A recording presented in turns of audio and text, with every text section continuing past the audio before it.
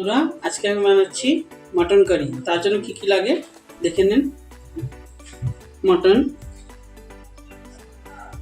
ভাজা করা, মানে শুকনো খোলায় ভেজে নিয়েছি। শুকনো মরিচ, জিরে, গোটা জিরে আর গোটা ধনিয়া, টমেটো পিউরি, আদা রসুন পেঁয়াজের বাটা,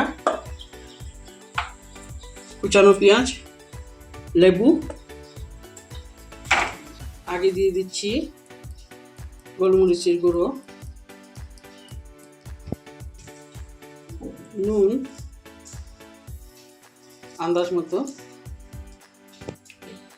হলুদের গুঁড়ো, কুচানো পেঁয়াজ,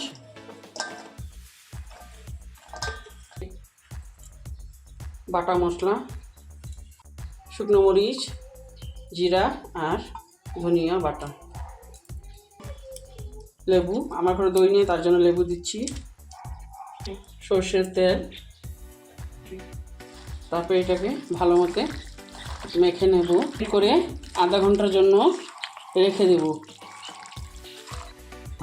কড়াইটা বসিয়ে তেলটা গরম করে নিয়েছি, তার জন্য আলুটা একটু ভেজে নেব।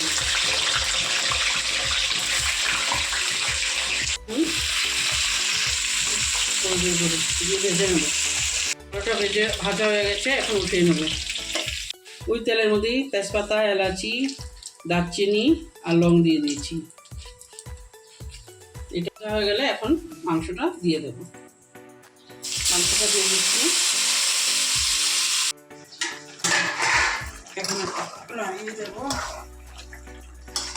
মটনের নিজেরই জল আছে, আমি জল দিইনি, কিন্তু জলটা একটু শুকিয়ে যাও। মটনটাকে একটু কষাচ্ছি। এখন টমেটোর পিউরিটা দিয়ে দিচ্ছি।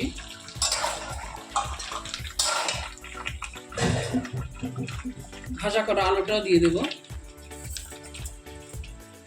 একটু কষাও দিয়ে দিচ্ছি, একটু কষাই নেব। এখন গরম জল দিয়ে দেবো। মাংসের মধ্যে গরম জল দিলে খেতে ভালো হয়। মাংসটা হয়ে গেছে। এই যে আমার মাংস তরকারিটা হয়ে গেছে। আর আপনি তারও একবার অবশ্যই ট্রাই করবেন ড্রাই রোস্টেড মশলা দিয়ে, খুব টেস্টি হয়। আর গরম জলটা দিতে ভুলবেন না। Thank you.